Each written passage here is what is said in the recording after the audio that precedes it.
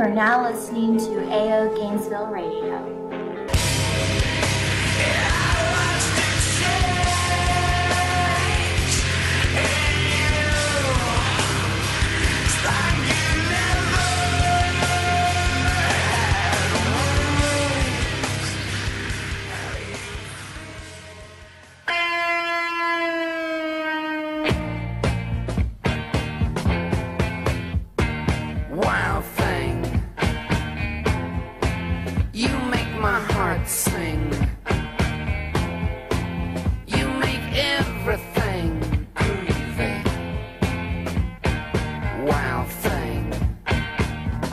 Welcome to the AO Gainesville podcast. It is the first one we are doing from the WRUF studios here in Gainesville, Florida, here at the UF studios at the Weimer College of Journalism and Communications. The UFJ school. Yeah, I like it, man.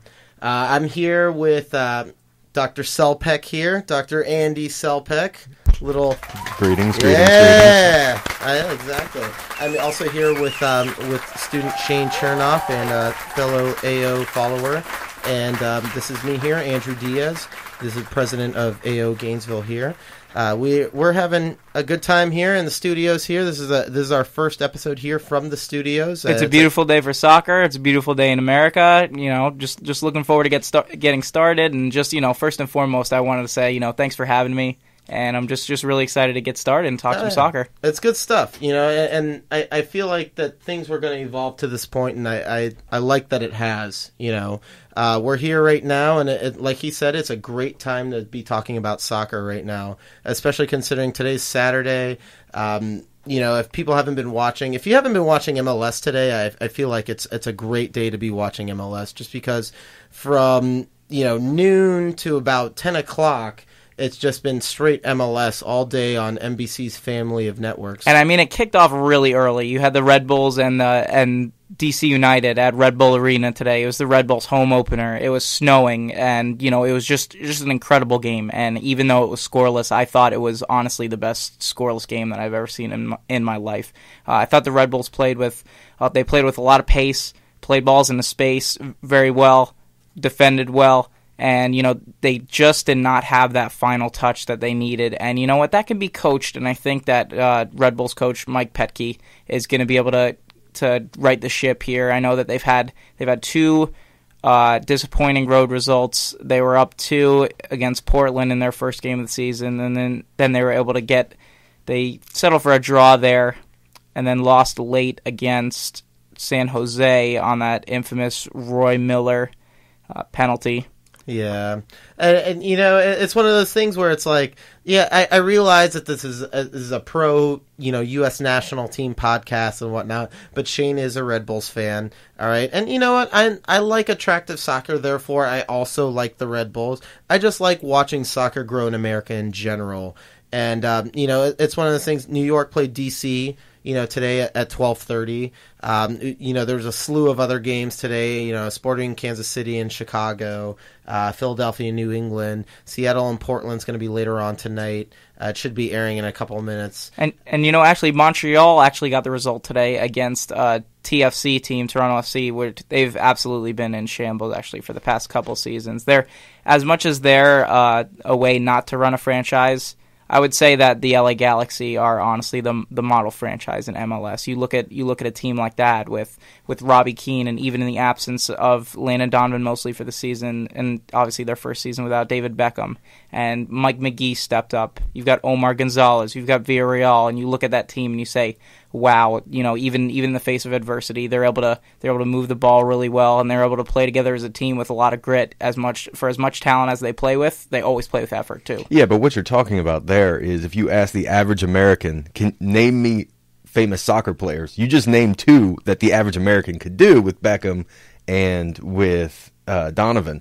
So yes, they do run a good franchise, but it's not difficult to run a good franchise when you have probably arguably the best player in America with Landon Donovan, and probably one of the most famous soccer players outside of Messi to have played in the past 10 years. So I mean, the fact that you're giving so much credit to them. I understand, but at the same time, remember who is on their team, and I'm going to have to be a big supporter of Mr. Keane, considering tomorrow's going to be St. Patrick's Day, and he's the Irishman on the team. So let's be honest, you've got 3 players who probably represent 3 of the best players coming from their country when it really comes down to it, playing for one franchise. So it's not too difficult to be considered a franchise that runs a really good team when you've got 3 of the top players representing their given country on that particular team. Right, and with that being said, you do have the star power, but then there are also the other powers in the West that kind of tend to fly under the radar to the mainstream fan.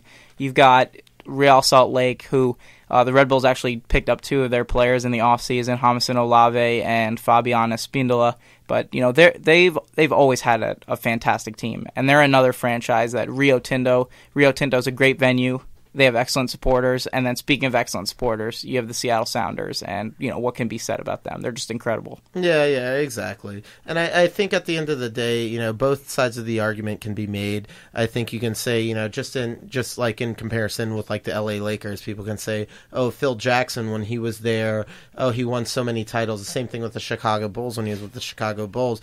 Oh, but he had so much talent there and whatnot. He had Michael Jordan, he had Kobe Bryant, Shaq, whatever the case is. But at the same time, it's not just about having that talent, but I think it's more about being able to manage that talent and being able to get them to the point where they, are able to work together. People kind of discount that. And I mean, that's just kind of how I feel about it. Obviously there's talent on all sides of the ball, but we've seen it multiple times, in MLS. We've seen it in MLS. We've seen it in European leagues. We've seen it with the Real English Madrid. team is probably the best example of that. If you want to talk about a team that just disappoints, I mean, how many times or how many great players can England put on their squad, put out there, whether it's a Euro, whether it's for the World Cup, and they just fail, just literally fail once they get out there because there is no team chemistry when it comes to the team. And that's a prime example of individually. You can have just so much talent, but collectively, sometimes it just doesn't work out. And you look at a team like Spain, the way they pass, and a lot of those players are teammates in La Liga, so they actually get to spend a lot of time together, but they mesh, and that's the most important thing. And I think Kyle Martino of NBC Sports actually said it best today. He said that talent doesn't win championships in the MLS, and it's the drive, the effort, the hard work, the grittiness that gets it done in this league. Yeah. Okay. Heated conversations at the first part here. We're just now getting into our podcast, and we're getting deep into this here with club conversation. And bringing that up, we're going to go into our first topic here. I was at the Orlando City game over spring break. We just recently had spring break here at the wonderful College of University of Florida, which we all attend. And we were on spring break, and I had the pleasure of going to the Orlando City and Tampa Bay Rowdies game. And I just think it's kind of funny just because one of our, brothers, I guess you could consider it, we consider it a fraternity kind of, right? He's also part of AO Tampa, and I won't mention any names. I went to the game, right?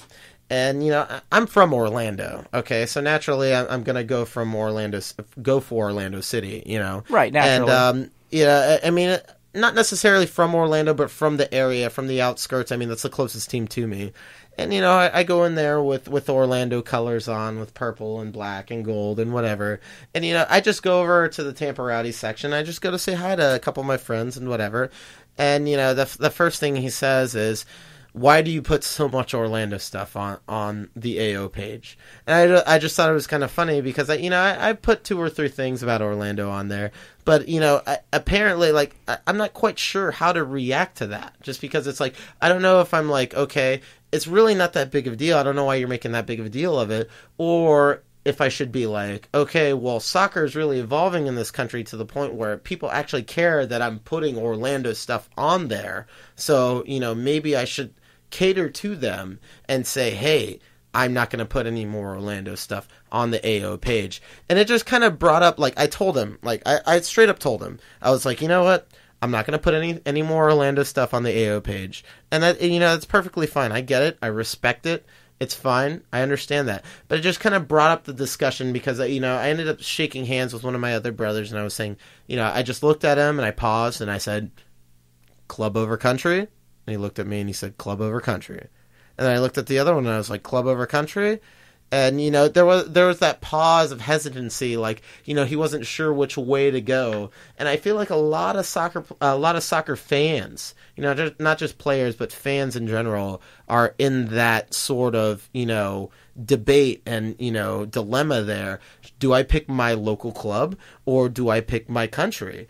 And it's one of those things where, I was talking to Selpek the other day about how it's prevalent in other sports like basketball and baseball and whatnot. But the crazy thing about soccer is that it's so kind of even in soccer. It's like 50-50 in soccer. With basketball, it's like, there's Lakers fans and then there's Knicks fans and, whatever. People that like LeBron James aren't necessarily going to like Carmelo. And it's one of those things where that's okay, as far as in a league standpoint. When they get to the Olympics, yeah, I mean, to be fair, when it comes to the basketball thing, a lot of people, when it comes to the Olympics, they like watching us when we do well. When we don't do well, yeah, of course the media blasts us, but all of a sudden it becomes more uninteresting. And it's one of those things where I feel like the NBA has always been more interesting from a viewership standpoint than the Olympics. I'm saying the USA Olympics and whatnot, and I just feel like that the NBA has just been more interesting. But with soccer, it's different.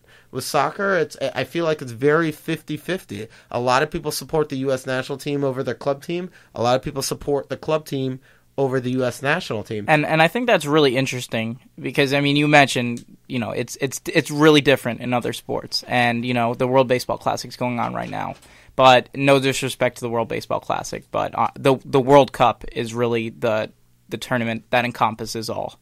Honestly, people all over the world will not be productive at work instead, and in lieu of that, they'll watch the World Cup. But, I mean, for me, I dress as Captain America for Halloween, so obviously I'm going to take country over club. Now that's not necessarily a right answer. It's not necessarily a wrong answer. It's just I happen to think that you're under contract for your club, but at the end of the day, I had always dreamed as a little kid, before I realized that I didn't even have anywhere close to the athletic ability that it took to be a productive soccer player.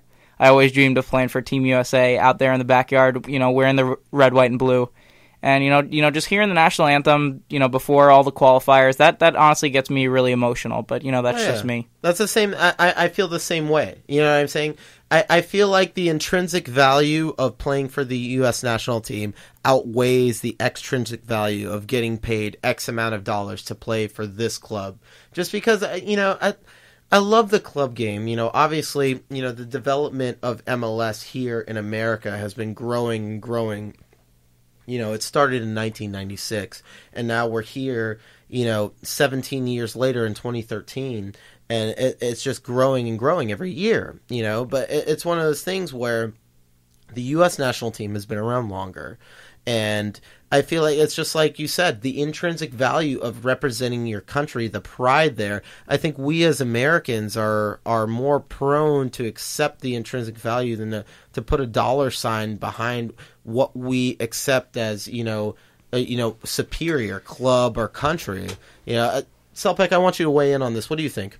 Well, the issue that you're talking about when it comes down to it is an idea of nationalism, if you think about it. And, what other country in the world do you have where people put their country's flags on their cars, or that they actually have their flags flying in their windows, or they put up, God forbid, a flagpole in their front yard and fly their national flag? One of the big things that came out of the World Cup when it was in Germany that a lot of people found really interesting, going back historically with Germany's past history, was you had a lot of people when the World Cup was there and Germany was doing so well, you had Germans actually waving German flags, and Germans who were putting German flags in their windows, and people were saying, it's not been since the 40s that we've seen Germans really have this degree of nationalism. So I think in outside of the United States, it kind of makes sense that people may not have sort of the same connection to their national team that they would to a club team, because, that degree of nationalism is something that is uniquely American in terms of being proud. Now, in terms of we're looking at soccer, yes,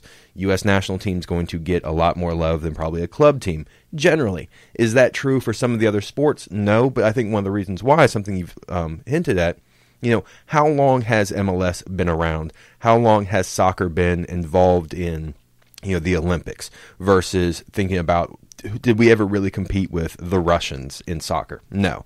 Did we compete with the Cubans in baseball? Yes. So we cared about that. Did we compete with the Russians in basketball? Yes, we cared about that. So that's a nationalistic thing that comes across that may not exist in some of the other countries to the same extent. Whereas I think if you look at maybe Argentina, I would guess the people in Argentina, the people in Brazil, much more for the national team than, for a particular club. But if we're going to look at some of the European teams, especially in England, yes, I think you're going to have people who are going to be much bigger supporters of Manchester United or Chelsea or Liverpool than they would be for, the English national team. But don't discount the support for the MLS club teams. I mean, the Timbers have a great atmosphere over there, and obviously in Seattle, like I said, you don't even have to say it. I mean, they've by far got the most intimidating environment, in my opinion, honestly, in all of North America. The Dynamo as well. I mean, they've really stepped up in terms of putting together a great stadium for the team to play in, and they have really good, passionate fans. But you're right. I think Seattle probably hands down, far and away, the team when it comes to fan base and sort of passion for the game. Absolutely. And then attendance as well. I remember reading this. I think it might have been yesterday. It might have been 2 days ago. But MLS attendance has actually eclipsed that of the NBA and the NHL. And not only that, it's also eclipsed the Brazilian domestic league for soccer. So, I mean, that's incredibly interesting. One of the things I think hurt MLS for so many years was you weren't playing in soccer stadiums. Yeah. DC United has struggled with that the most because they were playing in what was RFK, which is where the Redskins played, and prior to that where the Senators were playing at the same time. And even the Nationals. And then the Nationals moved in. So, United, which, for the first few years of the MLS was probably one of the top clubs in the entire league. I mean, they were the winningest team, especially at the beginning there. But they were not playing in an environment that really lended itself to sort of the soccer atmosphere. It was not built for that game. It was not designed for that game. You did not get the same feel for the game. In the same way, if you see some of the games here down in Florida, you go to one of the AO matches I went to, El Salvador in the United States, that was played in Tampa. If you're playing in the Buck Stadium, it's not designed for soccer. Yeah. So, I mean, I think that kind of atmosphere, you've got Seattle. They're like, here is an environment where we're going to get people into the match because of how the stadium is set up. There's not going to be thousands upon thousands of empty seats like you would have, playing at RFK. So that, I think, is one of the reasons why it gets people in. I mean, soccer really has a passion that doesn't exist in some of the other sports. And that's probably one of the major things. And what you really got to give it to, going to the matches. I've been to 2 matches where I've seen the Outlaws there. The passion from the fans, the cheering, the singing, the music. They've got everything that you would find consistent with European teams. You go to most professional sporting events here in the United States. Outside of that, you have people on their cell phones. They're checking in on Facebook. They want to be the mayor of whatever arena they are in for Foursquare. They're going up to get some drinks. They're going to go get some food. Maybe they'll be wearing a shirt for the team. It's not the same sort of environment. And I think one of the reasons why attendance is really up is for that feel, which really comes across in this part of the real environment and culture of soccer that you're not getting anywhere else. Yeah, no, he's exactly right. That the culture, I think that's what is holding soccer back in America so much, is that I feel like soccer, I feel like America is almost not ready for soccer, because you look at all these other games and, you look at football and you look at baseball and you have timeouts and then you have TV timeouts and then you have, it's one of those things where it constantly has your attention span, and it's almost where it endorses low involvement with the sport. You know what I'm saying? You can have a beer and a slice of pizza or whatever the case is, and you can talk to your girlfriend in between commercials and whatnot. But soccer is different. Soccer is very passionate. Soccer is, you stay involved the whole game, and if you're a true fan of it, and you're singing and you're chanting and you watch every single play, and it's one of those things where primarily dominant American sports aren't like that. So, when this comes along and it breaks into American culture, a lot of casual sports fans aren't ready for that. I agree, but yet I disagree. I think that for a lot of Americans, they'll sit there and, they'll watch their sport casually. But like we've said multiple times already, soccer's growing, and more and more we're seeing that fans can go out and they can scream and they can get rowdy and they can throw flares for 90 minutes, and they can be passionate, and I think that's a very good sign for soccer in America. And and before we get off on too much of a tangent, to go back to what you're talking about with the Tampa and Orlando teams, in my opinion, it doesn't matter that the club country thing isn't really important because of where soccer ranks right now in the sports lexicon of the United States. If you're passionate about your club team and that happens to be Tampa or that happens to be Orlando, you're passionate about the U.S. national team, that's good. Thing. That's good for the United States and for soccer. Absolutely. I mean, it's if you look at the Olympics, how is it that the United States in the Olympics, when we talk about Summer Olympics, always right there at the top? World Cup time, all of a sudden right there in the middle or the bottom half. Yeah. I mean, there needs to be a desire and a passion here, and if that's going to be club level, national level, what have you, there needs to be a passion here in the United States for soccer. So their battle over, okay, you're too much into the club team versus the national team. If you're into soccer and you're supporting soccer here in the United States, that's just good all around overall for us. No, I hear you. I mean, I feel the same way, and that's why at the end of the day, I felt like, I wanted to tell him, at the end of the day, I felt like Orlando had the best chance, and I still feel like that they have the best chance of expanding into MLS, because MLS is obviously very proactive in pursuing a Southeastern, team. They want Southeastern expansion, but it's just about, MLS is very selective right now, and they want to do it right, and I don't blame them for that. But I feel like Orlando has the best chance for that, and that's why I cover Orlando so much. Obviously, there's an Orlando bias there because I'm from the area, but it was just that's what I was trying to stress to him, was that it was more about growth of soccer in America and growth of soccer here in the Southeast than it was about Orlando. I just felt like Orlando had the best opportunity. Well, I think Orlando, in some ways, you're probably right, has the best opportunity to become an MLS team because of its physical location. And the fact that, if you have the state of Florida and you've got 3 NFL teams, you've got 2 NASCAR tracks, you've got 2 baseball teams, we have so many sports here. I don't think it's going to take away. But my only concern with Orlando is it's such a transient kind of town because of Disney. It is Disney town. It's people come in for vacation, then they leave. It doesn't have that sort of consistent, and it's something that's changing. Orlando for not that long ago was basically just a field until Disney came in. So you don't have the kind of culture in that town that you would in Miami, or you would in Tampa, or you would in Jacksonville. But I don't think those 3 towns are really set up to have the MLS team because of their physical location. You put a team all the way down in Miami fans normally very fickle. You can look at Dolphins games, you can look at Heat games, you can look at Marlins games. Plenty of professional teams and in that city. And as the South Florida guy, I'm going to step up here and say, why not Miami? We just talked about how, they're very fickle. But if you can run a franchise effectively in South Florida, and if the team wins, the people will absolutely come. And, you may be rolling the dice, but like I said, if you do it effectively, you're almost guaranteed to have a stadium full of people, cheering for your team. We saw it even in the World Baseball Classic was earlier today. Sorry, I had to mention this twice, but Marlins Park was absolutely filled with passionate, Dominican fans, passionate Puerto Rican fans, passionate American fans, and that I believe that translates to soccer. If you have a competitive brand down there, the people will come. Yeah, but it's one of those things where it's like you got to have a competitive brand down there. It's one of those things. You're not going to bring Chivas USA down to Miami, and then all of a sudden you're gonna draw in 15, 20, 25,000 into Marlins Stadium or whatever they end up building while they're down there. If MLS were to come to Miami. But at the same time, we digress. We've kind of we've exhausted this topic. I mean, absolutely. Oh no, we've definitely beaten the dead horse. I mean, we're definitely going 25 minutes on this topic. So just transitioning.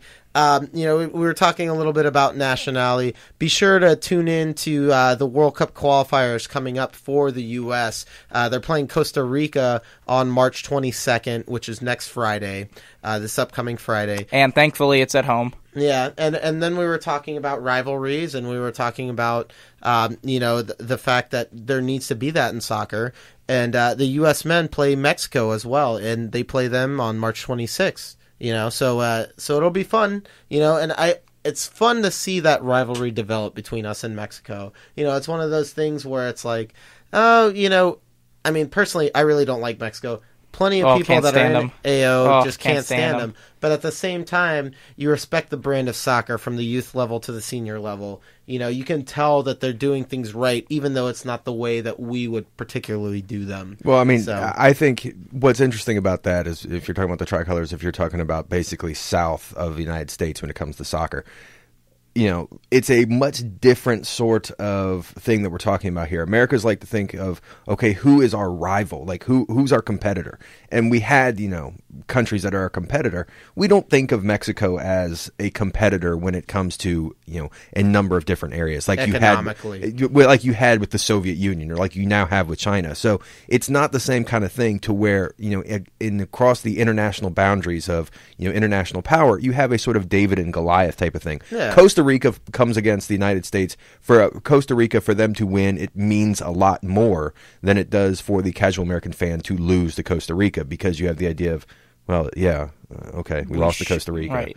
Okay. We better not lose to Costa Rica, by the way. And let's hope not. Yeah, I mean, that's the hope. I mean, there's a lot of guys who aren't exactly going to be out there to help out on the pitch with Howard especially. But when you think about get to that. It means a lot more to them to win than it does for us to lose. And I think that's part of it. And that really goes back, and once again, beating the dead horse here, that goes back to the club versus country thing. Look, if you want to be a club fan, you want to be a country fan, great. But it's still having a passion for the game. And if you have the passion for the game for your club side, you're going to have some passion for the national team side. And that means you don't want to lose to Costa Rica. You don't want to lose to Mexico. If it's in Mexico, if it's in the United States, you want to be the best team in the world. You want to go, you know what, if you line up our best against Spain's best, against Argentina's best, against Germany's best, against England's best, we can compete, regardless of the field, regardless of the setting. And if you still have if we lose to Costa Rica or whatever, if you're like, no, we shouldn't lose to Costa Rica, not going to happen. If it does, someone needs to be fired. Someone needs to be strung up, just smacked around. Someone needs to be held accountable. Yeah. I mean, at the end of the day, somebody needs to be held accountable. And just to shed a little light on those, these next two matches, we've got Costa Rica at home. That's, I believe, next Friday, the 26th? No, 22nd. 26th is against It's the 22nd, Mexico. And then the 26th is at Estadio Azteca against Mexico. Played them there earlier a few months ago and beat them. We had that excellent goal by Michael Orozco Fiscal.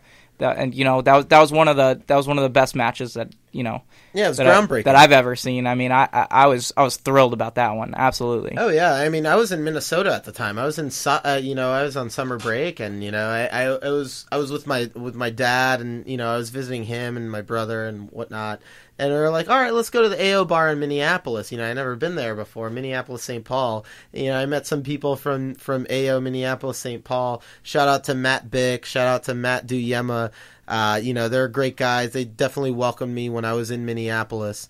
I had a great time over there. And, it's just like Shane said, I was pleasantly surprised, when we win in Azteca for the first time. I mean, friendly. Pleasantly surprised does not quite.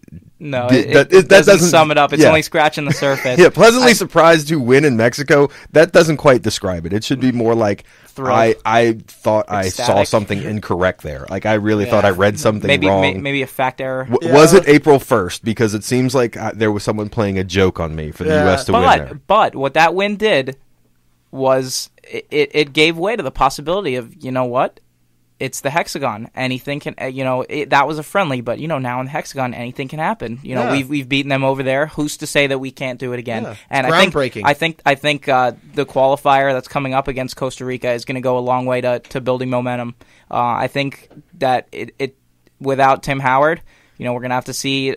We're gonna have to look at this team from the back going forward, and we're gonna have to look at first and foremost how Brad Guzan most likely is going to do in net, because I figure most likely he's going to be in the cage, and then that back line has been looking shaky, a little shaky, skeptical. When has it not? Though? No, I mean that's really fair. yeah. I mean that's really the thing. I mean, since Donovan stepped on the pitch for the team, when has that not been sort of the one problem spot? At the same time, you got to give credit to Jurgen Klinsmann. A lot of people have been saying, "Hey, we're looking to play a more attractive style of soccer."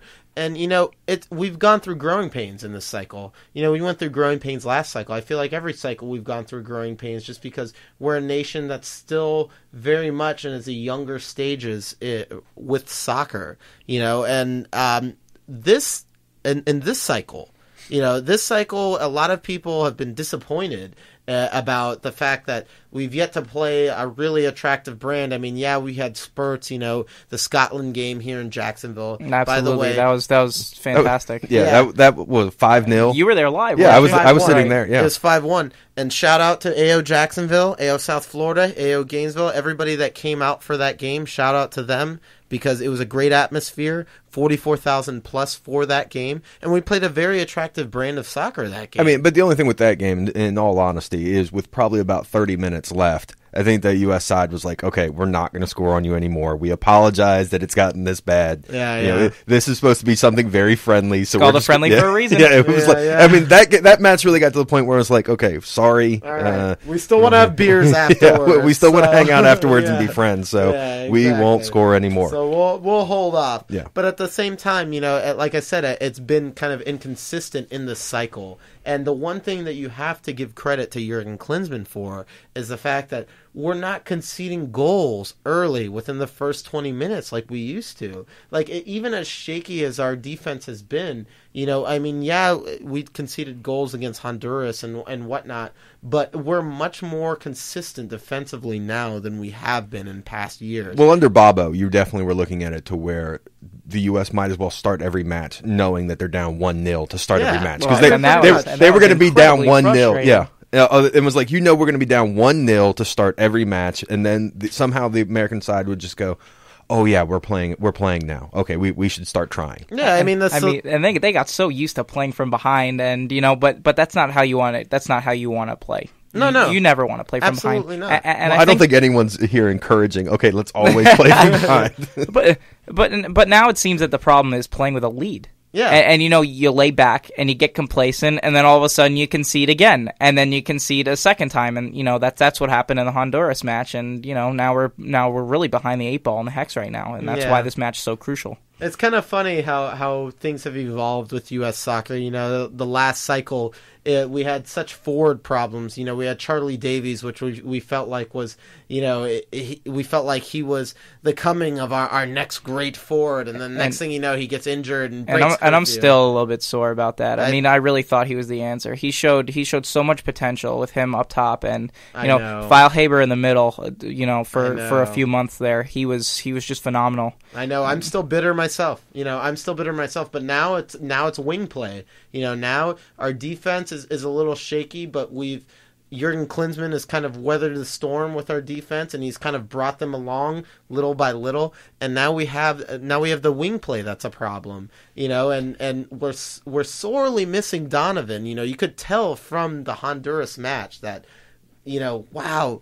We thought to ourselves, we have all this youth coming up. We have Joe Zhao, we have Breck Shea, and that, but they're not coming along fast enough because, see, we're here, and it's the start of the hexagonal, and, we're losing to Honduras. It might be away, but at the same time, we're still losing. We won to that. We beat them last cycle, to qualify for the World Cup. So it's one of those things where it's like, we feel like we're progressing, but at the same time, we're also regressing. Well, it's 2 steps forward for every step back. And that's got to be accepted to a bit, because you are talking about a massive change in the culture between Bradley and Klinsmann. I mean, they don't have the same view of the game. They don't coach the same way. They have much different attitudes, just simply being there on the pitch during a match. I mean, just by dress alone.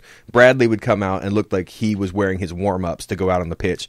That middle school gym teacher look going on. In case MB90 was like, no, sorry, Dad, I got to come out. And he's like, okay, give me your jersey because I will come out on the pitch right now and play for you. It looked like he was ready for that. Oh, yeah, so you have two vastly different cultures, and you can't expect with changing like that and making such a massive change for it to go completely smoothly, and it's going to take a bit. I think the one problem is a lot of people were promised a lot.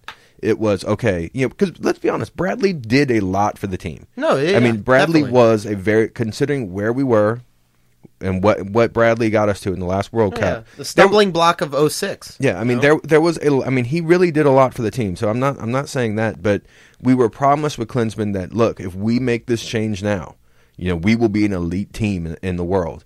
And I think that sort of promise it was unrealistic. Absolutely. And, expectations were too high. Expectations were too high with the same people. I mean, it was basically, all of a sudden we're going to put another person out there, and somehow with the same talent, we're going to be that much better, which was unrealistic and improbable. So if there are some stumbles, that's basically, trying to adjust to a new coach, new philosophy, new scheme, new culture. But you do expect certain things to still be able to happen, that the talent level is still going to be there, to not walk into a Honduras match and be like, oh, how did we lose that one? Yeah, right. Well, the Costa Rica match, to be like, this should just be a warm-up for the match against Mexico. Yeah. Not something that there should be any concern that there would be a loss.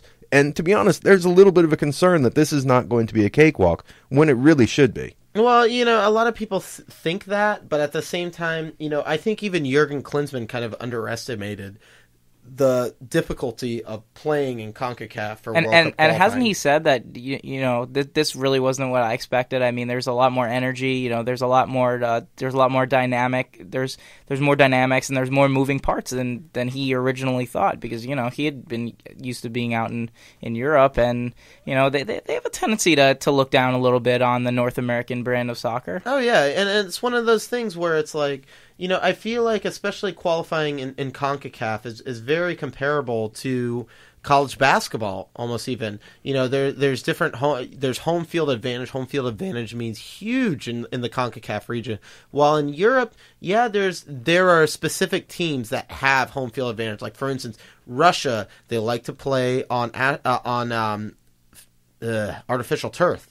They like to play on artificial turf, and other teams don't like that. You know what I'm saying? Especially if they have to play them in the wintertime. They don't like playing on artificial turf and in, negative 5-degree weather. But a lot of the other teams in Europe, you see the Englands and the Spains, and they have traditional, natural grass pitches. And they have the home field there, but at the same time, a lot of the players, you have Spain, and you have players like, Cesc Fabregas, who's played in England before. So it's not uncharted territory for him, but when you talk about CONCACAF is kind of different, in which, Clint Dempsey's never played in Honduras before. Like, I mean, and for the national team in cycles, but the last time he played there was 3 years ago. Right. He hasn't you don't played get too many out. trips over there. Yeah, exactly. And just getting back to that issue on, success versus failure, I just have one little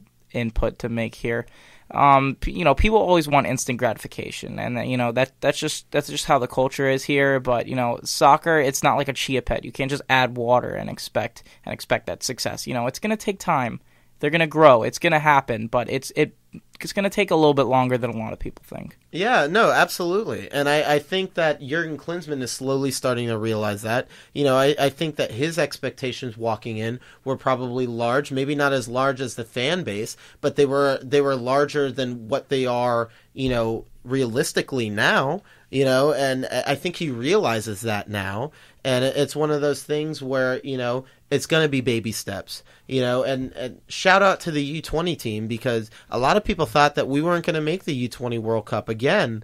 And Tab Ramos guided that team to the U20 World Cup. Yeah, we may have lost to Mexico 3-1 in the final. I understand that's disappointing, but at the same time, I feel like that the last cycle of U20s were a lot more talented than this cycle. Right, and credit Tab Ramos for a fantastic job. I can't talk enough about what a great job he's done with that squad. And like you said, losing the finals is a little bit disappointing, but you know what? Be happy that you got there, and then build on it. Yeah, exactly. Baby steps. It's important. It's just like Selpek said. Dr. Selpek said something about changing of culture.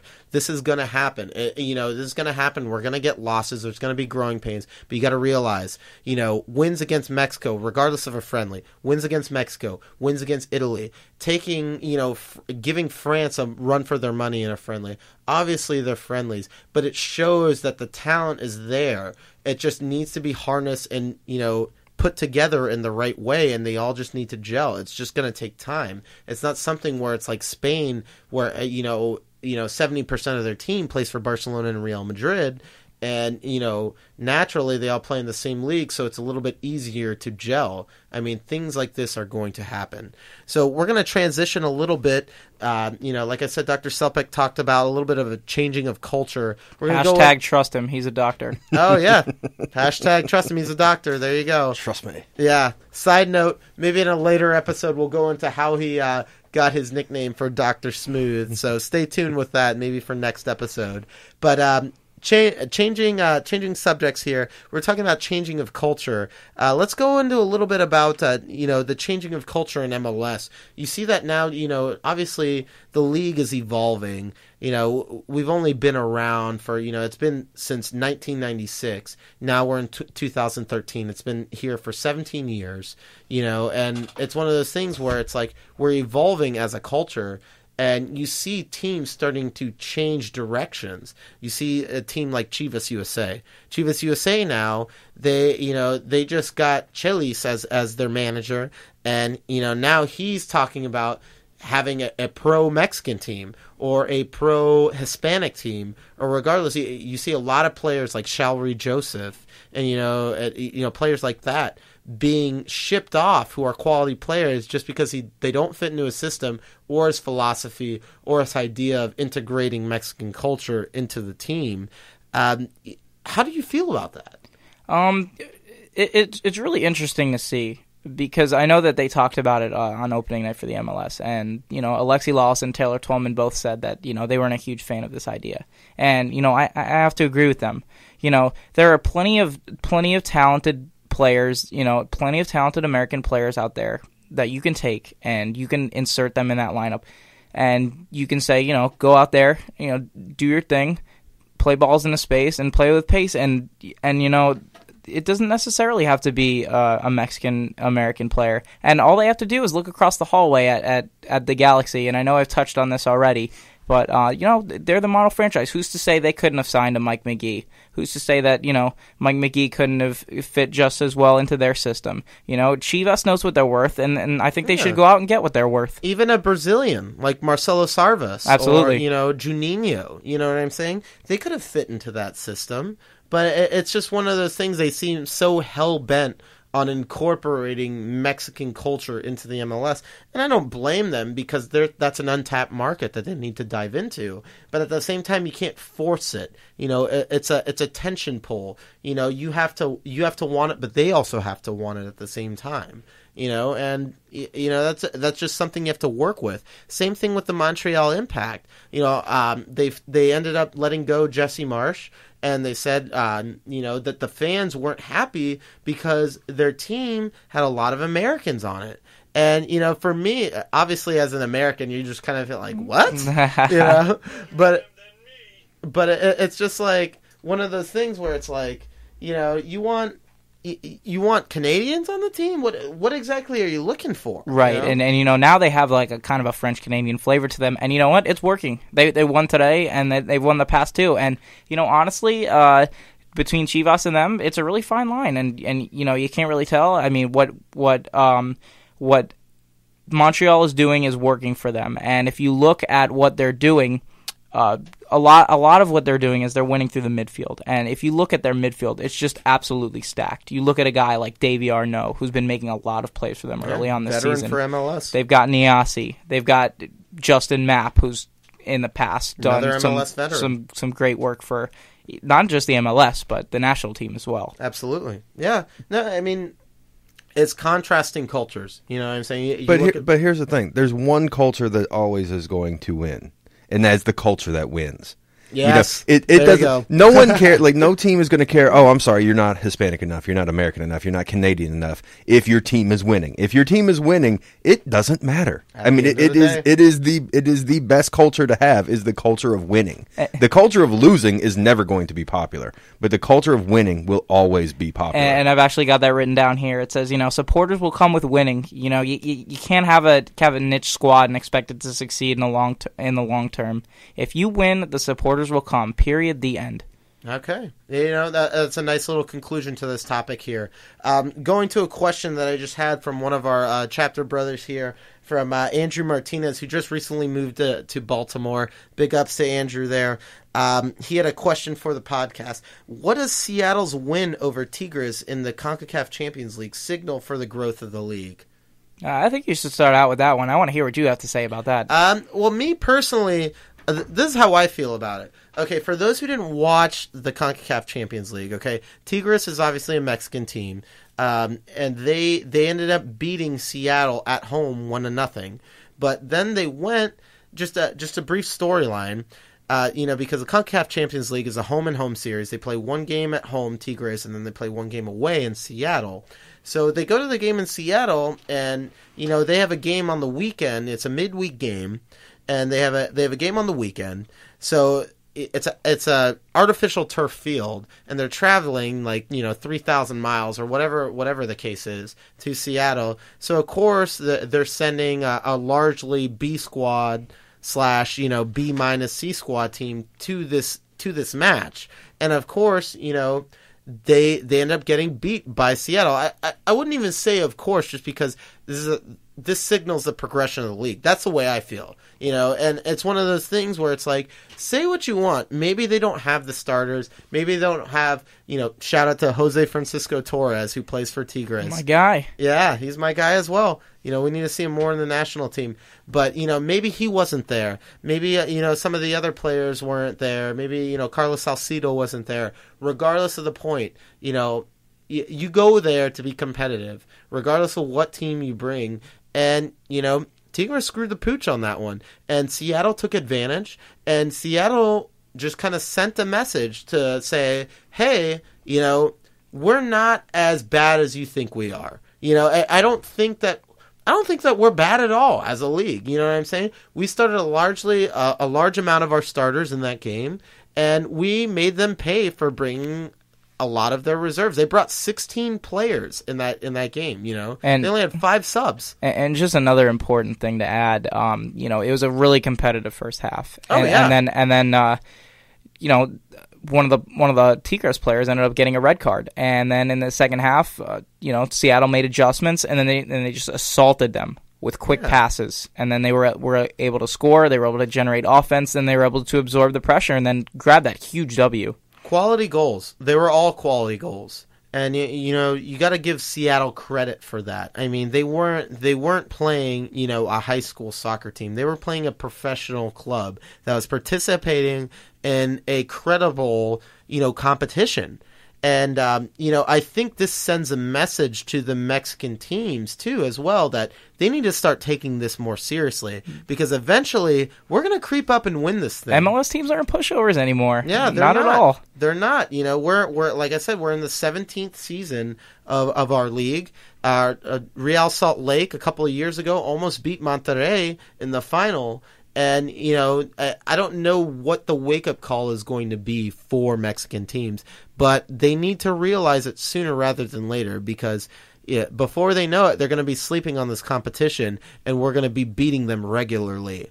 And, as proud as that sounds, it's not just because of how much we're progressing as a league, but it's about the fact that how much they're also sleeping on us. And I can tell you what the wake-up call is going to be. I mean, back even before it was called the CONCACAF Champions League, back in 2000 was the last time that an MLS franchise has won it. And you know what that franchise was? And I've said it once, I've said it again. It was the LA Galaxy.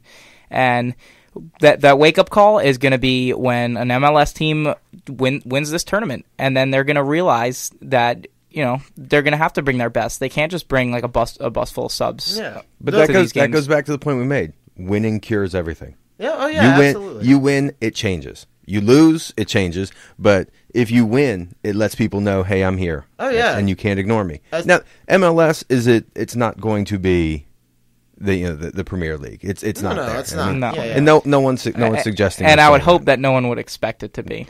And it's not the Bundesliga. It's not. I mean, it's not going to be the top flight division, but it is not the bottom of the barrel anymore. It is not simply a place where people who are beyond their career in Europe now come and retire for a big fat paycheck. And I think that's kind of what it was thought of. And because you did have European players doing that. I mean, you were talking about the Red Bulls earlier. We were talking about Beckham. But it turns out Beckham was not at the very end of his career either. He's playing for Paris Saint-Germain right now. He's going back and playing another year. I mean, he's probably got at least another year after him beyond that. So we're not talking about the bottom of the barrel anymore. We're talking about teams that have supporters. We're talking about teams that have money, teams that have stadiums, teams that have, can field quality players and put together a quality match. So I think as Shane was saying, it's eventually going to come down to, they're going to slip up, an MLS team's going to win it all, and then they have to reevaluate what their thoughts are on the MLS as a whole. I think at the end of the day, too, it's not just winning the CONCACAF Champions League. I think it also has more to do, too, with we're not going to have a Mexican team in the Club World Cup anymore.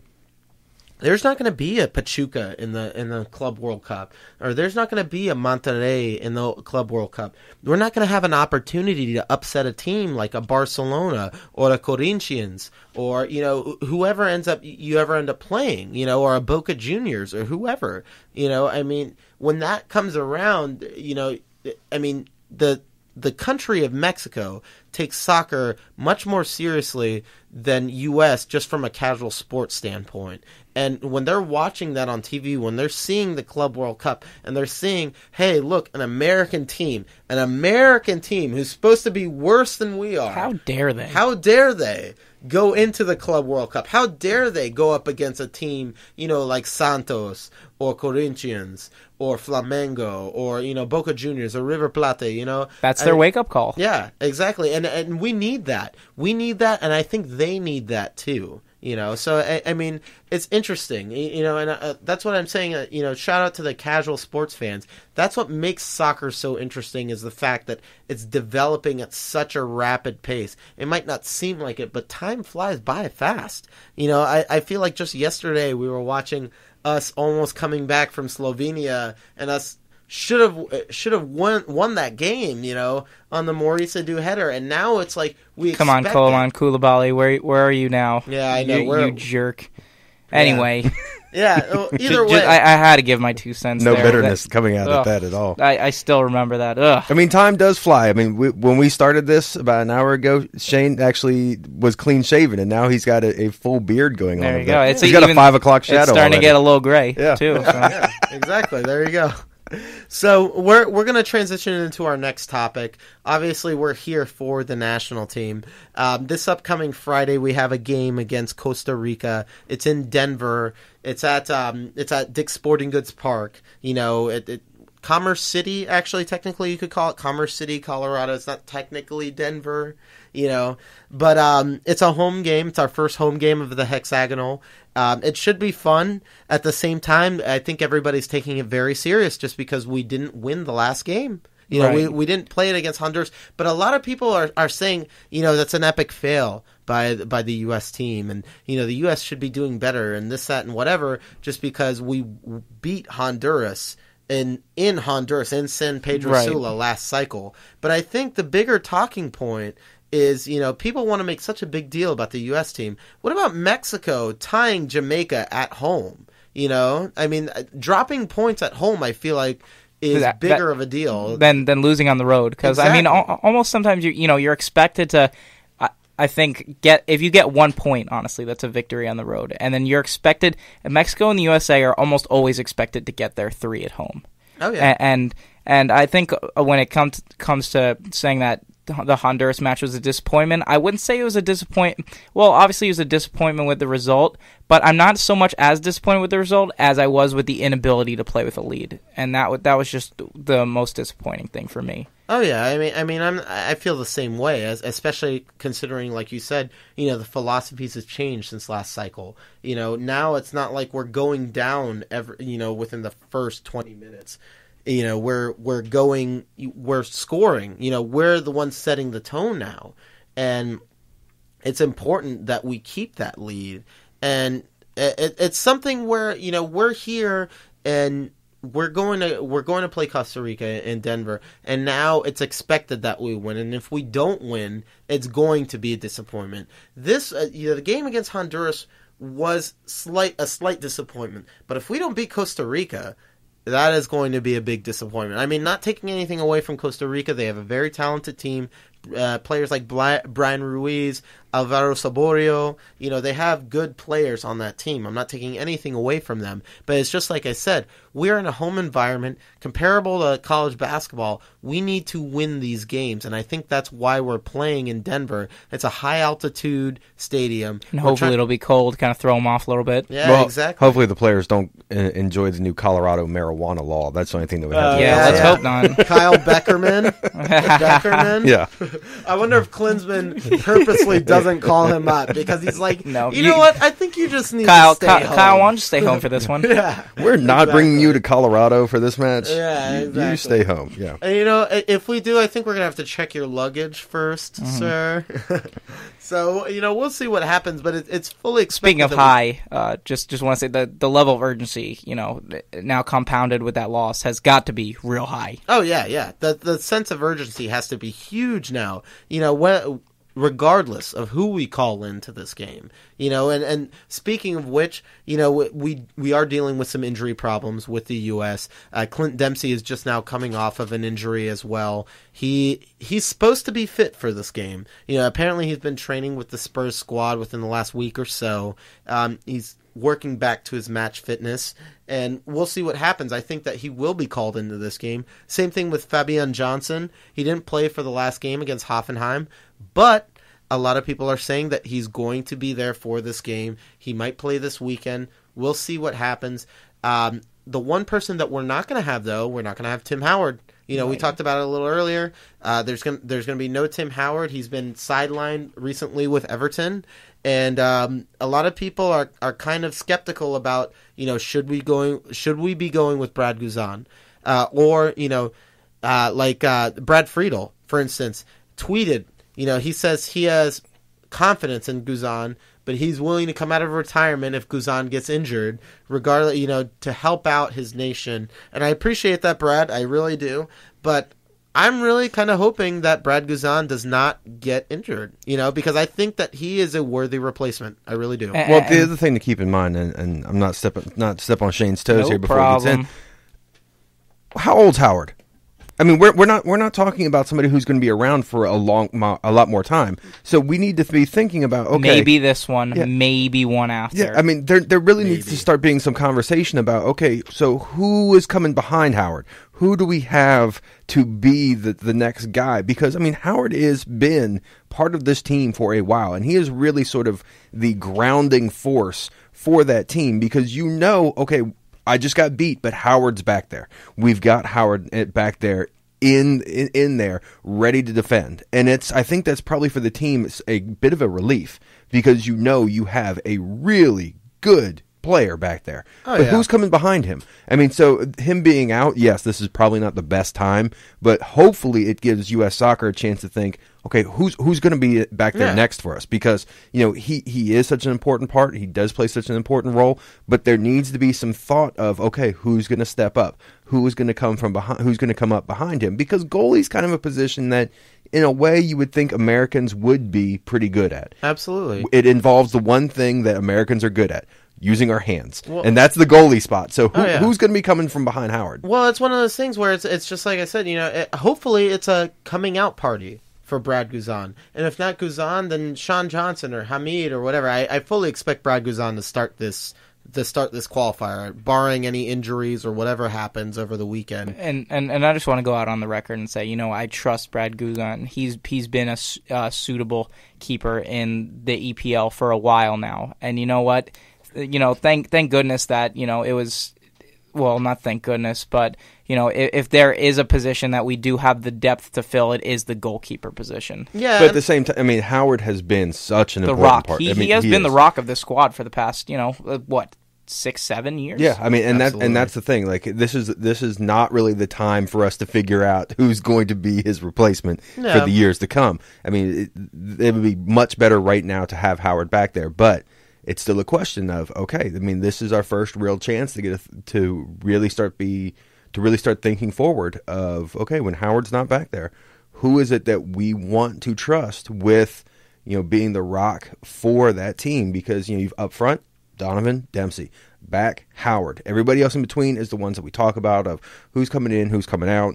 But we know that up front and in the back, that's where the team has been solid, and that's why it's a big concern of who's going to take his spot. Yeah, just transitioning to that, I saw you mentioned Donovan. Donovan said he's not going to be back until the end of March. We're nearing closer to that, but obviously he's probably not going to be back for the game against Costa Rica, for the game against Mexico. He probably won't be back until the June qualifiers. How do you feel about that? And that's even if he comes back. I feel like he's kind of hinted that he spoke at University of Southern California recently, saying that he would love to be back with the national team. And I think that once he gets his feet wet again, back in the soccer game and whatever, that he will be back in the U.S. national team. But it's one of those things that, how do you feel about now? Because we really need him now. Like, you think about it, it's like we lost our first game. We got a home game coming up. We got our game against Mexico away at Azteca in Mexico City. This is a important time of qualifying where we may need him, and he's not there. I feel like without Howard, without Donovan, without Dempsey, the team is really going down a particular creek, and they don't have a paddle. That's the core players. They're going down that creek without that paddle, and it's really not where the team wants to be. But I think it's time for the team to look themselves in the mirror and say, what, maybe it's time to find out how we're going to be with life without Landon Donovan, life without Tim Howard. Maybe you'll have Landon Donovan back for this next cycle. And even if he is his heart really in it at this point anymore? We don't know. That's a question mark. Obviously, I know Tim Howard's passion's unparalleled, but with his health now, who's to say he won't go down again? So it's going to be an interesting look, maybe into the crystal ball to see what happens, in the next 3-4 years from now. Oh yeah, Muddy Waters coming up for the U.S. national team, and you know what? I think that Tim Howard, the whole Tim Howard Brad Guzan situation, I think we should be thankful that we have a backup that's playing in the Premier League, and regardless of where he is, his club team is, someone who's at least prepared. Prepared to be thrown into the fire. Absolutely. Yeah. And he has you know what? He's third in the Premier League in saves. He has made more saves than 17 other goalkeepers in the Premier League. And that's the thing. I'm not sitting here trying to run him down. I just think that the team is so comfortable with Howard back there. The team is so used to Howard being back there. And I think psychologically, not necessarily play on the field, but psychologically there's going to be a thought in the player's head of, we do have Howard back there, and not having him back there I think is a big factor. Not talking about talent, not talking about skill, not talking about ability, but just the psychological factor of having that man standing back there, because you are become accustomed to seeing him back there. And that's why they play the games. We'll find out Friday. Yeah, and we'll see what happens. They play the games. There you go. Yeah, exactly. You gotta love competition. It's the thrill of victory, the agony of defeat. And you know what? Hopefully I'm not, discovering any sort of agony on Friday. I hope not. But speaking of which, we have a flyer coming up for the game. Those of you that aren't going to Denver, I know that I'll still be stuck here in Gainesville. We will be here at Mother's Pub and Grill in Gainesville for the game. It's on a Friday night, so Mother's should be on fire.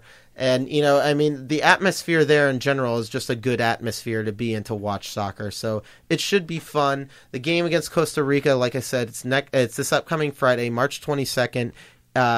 8 p.m. Mountain Time. So what?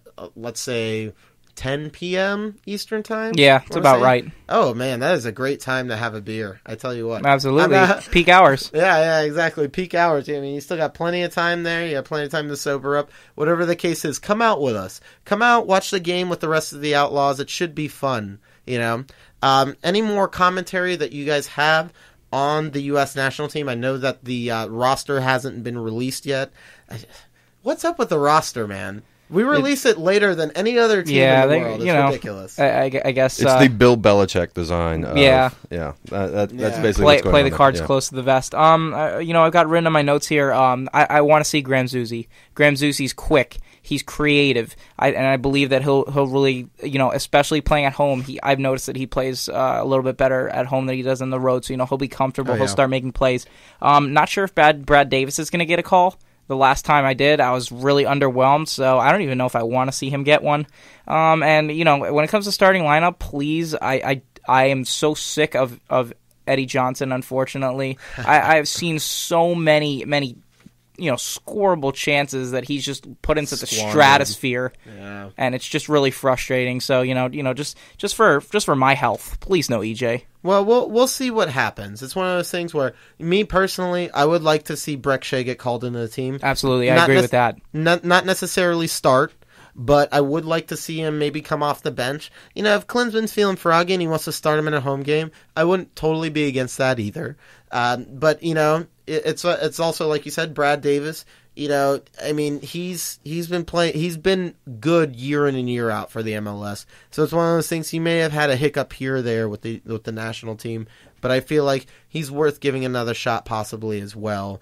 And like I said, I look forward to seeing the usual suspects as well. The Fabian Johnsons that are coming back, the Clint Dempseys that are coming back. We need those core players, the General Bradley. The Danny Williams. So I'm looking forward to seeing them. I'm hoping to see a little more play on the wings, though. I'm looking to see them spread the game out a little more. I'm sick of us playing with through the middle. Yeah, through the middle with 4 center midfielders, and it gets predictable. And I absolutely agree. I would love to see them open it up and start flanking the ball and doing what they need to do. Some crosses into the box and win some headers. Yeah, absolutely. And I'm looking forward to also seeing Jozy Altidore finally get on the board. I think that this is his game. I think that Jozy Altidore finally breaks a scoring duck for the U.S. national team. He just recently broke the record for American scoring in Europe. Yes, he did. Congrats, Jozy, by the way. Yeah, shout out to Jozy. He's a Florida boy as well from Boca Raton. Yeah. And me too. Yeah, so there you go. I think this might be his game. I don't know if they're going to start him up top with Clint Dempsey or Herculez Gomez or whatever the case is. But, there's a lot of bright spots. A lot of people say, hey, the injuries and whatnot are hurting us. Donovan being on a quote-unquote sabbatical is hurting us. But you know what? There's plenty of bright spots. There's plenty of things to look forward for the game. So we hope to see you for this game. Like I said, Mother's Pub and Grill, 10 p.m. Eastern Time.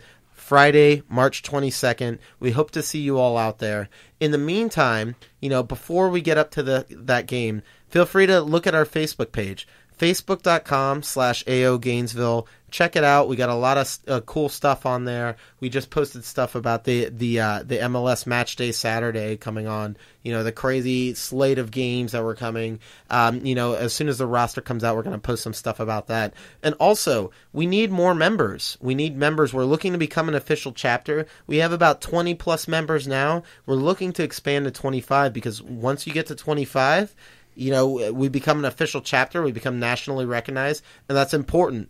And also, side note, 25th member also gets a 12-pack, all right? Promised by me, promised by Andrew Martinez. We will mail it if we have to, okay? That's a two-sided Diaz-Martinez promise. I mean, you don't take those lightly. No, exactly. We Latins are very serious about our beer. So, join us. www.theamericanoutlaws.com/membership, and be sure when you sign up that you put other and you write in Gainesville for your chapter, so that way you can be assigned to our chapter so we can make progress to becoming an official chapter. Guys, thank you for joining us. For Andrew, this has been Shane, Dr. Andy Selpeck here. thanks for having us. You know, I mean, once again, thanks guys. Thanks for coming out. Thanks for tuning in, guys. Appreciate it. Yeah, absolutely. And get ready for Friday. At 10 man. Let's go, Costa Rica. The red, white, and blue are coming for you. I'll see you guys there. This has been AO Gainesville, guys. Y'all have a good one. I'm up every night, losing sleep. Oh yeah. Every night. All right. Every night. Come on. You know me, I love the ladies. I'm chilling in my Mercedes. We kicking and getting faded.